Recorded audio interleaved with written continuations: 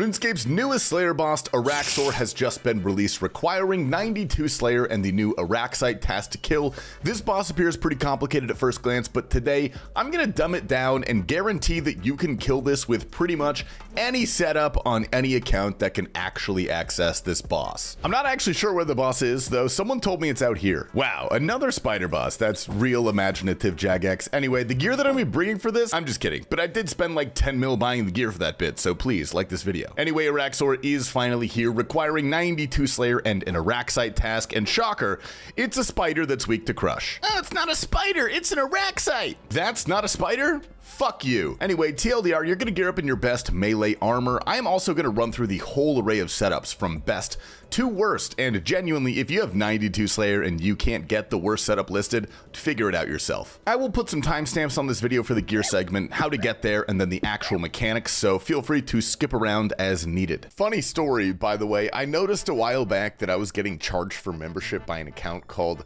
Uwu for Cody 26. Now, if you don't know, which I'm almost certain that you don't, that was my original hardcore Iron Man, my first ever. That's actually still alive, I just forget the login details. So rest in peace however much money that is. Make sure this does not happen to you gamers, but thankfully with today's sponsor Rocket Money, it won't any longer. Rocket Money is a personal finance app that helps cancel subscriptions, lower bills, and manage money better. Now, I've actually used this in the past, totally unsponsored, and it was a great way to manage my bills and especially track my spending habits. It's obviously very useful for canceling those pesky subscriptions, but it does a lot more. It really helped me analyze where and when I spend money to better allocate a personalized budget that works for me.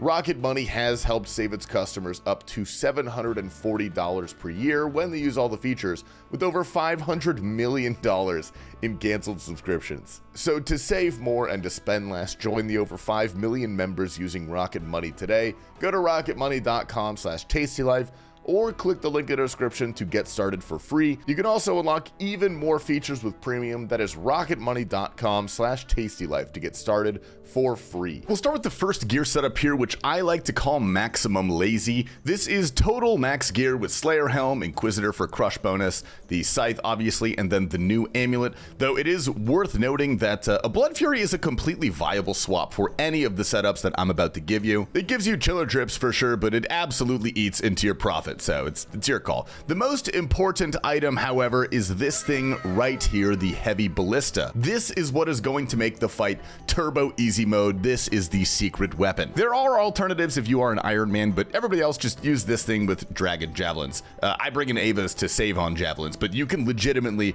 just do a one-way swap, and it's the same exact thing. I also bring an Elder Maul because, believe it or not, this is technically the best spec weapon in max gear. According to some nerds' calculations, this saves like 6 seconds per kill or something. Viable alternatives are normal claws or burning claws, but we're gonna go over those later. For supplies, I bring 1 divine combat, 1 anti-venom, 1 bastion potion, 3 super restores, and as much food as possible. I also have the teleport scrolls here because I'm not poor, but these aren't needed, you can just run. I also bring thralls, which again, you can bank for extreme laziness, but dude, this is 1 click per minute, and even I am not that much of a torpid worm. Let's get on to the middle tier setup here. This is what I expect, honestly, most of you guys to have. The key difference in this setup is going to be the weapon. An Abyssal Bludgeon is great for this budget, but if you do have some more money, the Soul Reaper Axe is actually second best in slot to Scythe, and then Inquisitor's Mace is just behind that. Again, Blood Fury, totally cool here. This will make your life easier. Otherwise, Bandos and Torture. Spec weapon, again, dealer's choice. Dragon Claws are technically the second best option, but Burning Claws are also cool,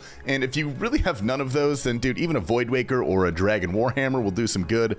However, this is not really a spec heavy fight, so do not worry about it in the slightest. You're definitely going to get fewer kills per trip with this setup because, believe it or not, that's actually how math works, but supplies should remain somewhat consistent between each setup. This is the final setup and the most ridiculously budget option I would advise bringing. The dual maracas here and the Zami Hosta are about equal, and if you have 92 Slayer, your raw combat stats should be able to carry this damage, so I do think this is somewhat realistic to farm in. I'm going to be super real. I wouldn't go much below Bandos for armor, but if you really have to, Torso and obby plate legs would work. Even Blood Moon armor would be better. Fury, Dragon Boots, Barrow's Gloves. This will get the job done. Again, this is like turbo poor mode, but I would argue still doable. The biggest change you're going to notice here is Carol's crossbow. This is your alternative to the ballista. It's definitely not as good, but it will work for what I'm assuming is an Iron Man. Otherwise, it's the same deal with spec weapons and supplies. Pretty much the same stuff all around. I tried to be more believable with the fire cape and home teleports in this. Being real here, man, you're going to get like 1 to 2 kills a trip maximum, but kill times with this boss thankfully are relatively quick, and the better you get here, the less damage you're going to take. Quick section here about actually getting to this task. Duradel, or whatever the hell the new Slayer Master is named, I don't know, has the highest weighting, so make sure you farm there if you want the task, and the actual boss location is here, right by the town of Sleep in Mauritania. If you are too poor for telescrolls, use the Darkmire teleport on the Draken's Medallion. You're going to need a long rope shortcut on the east side of the city, which you have to buy a long rope for from the Darkmire General Store. That costs 52k, and you also have to be wearing the Vire Noble outfit, so heads up. It also needs 63 agility, so if even that is too much, ectophile and run south, or just give up. Let's finally get going into the boss mechanics here. Again, this is deceptively easy. The only part that I would consider mechanically difficult is the enrage phase at the end, but it's simple enough. Go into the room praying melee and piety, dump your specs, and then just start whacking. You'll see around the room there are these egg spawns. Now these are pretty much the mechanics. Every 6 boss attacks, an egg will spawn,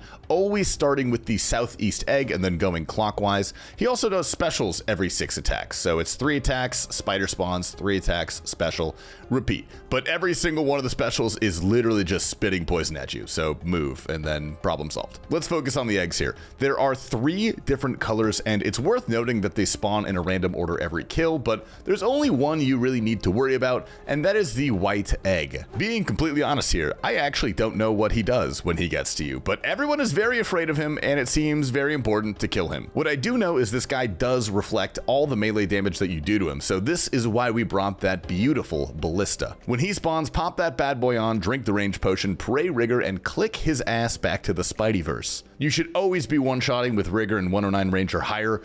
Carol's might take 2 shots. The next spider is the green boy. All he does is sit there and range attack. That's it.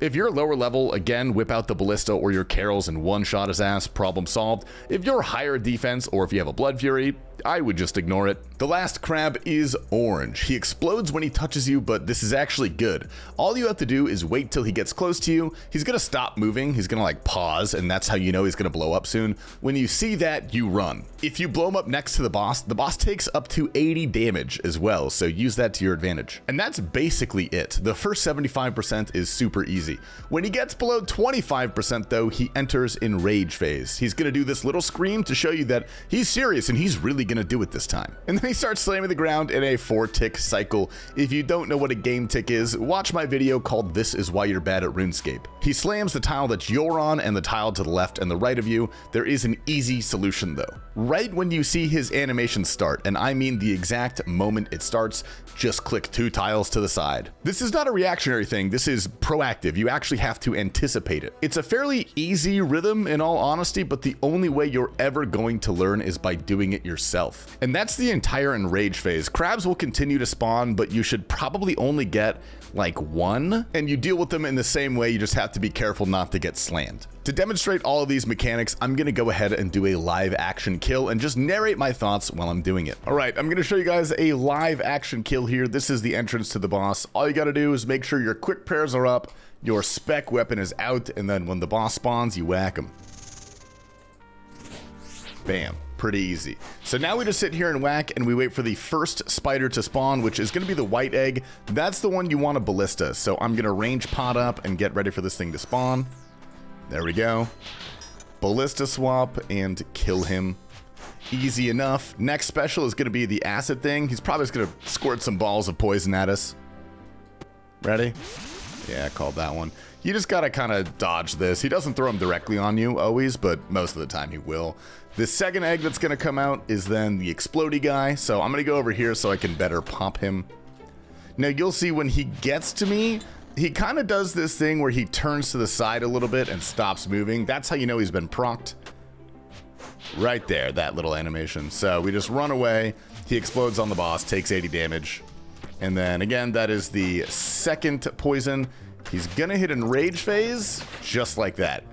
He did that little scream thing. So you don't actually have to pray melee during this phase. You can pray range because he doesn't attack you. And this guy's gonna spawn. But you see the exact moment that animation starts, you just click 2 tiles to the side. It's pretty easy, generally. You have to do it yourself. You have to get a feel for it. It's the same cycle as Verzik in TOB, so just if you know that one, that's a good way to measure it. And blammo, guys, that is the guide. If you have any specific questions, leave them in the comments, and I'll do my best to answer all of them. Let's loot this kill to end the video. 2 rune kite shields. What a waste. Anyway, thanks for watching. Stay tasty.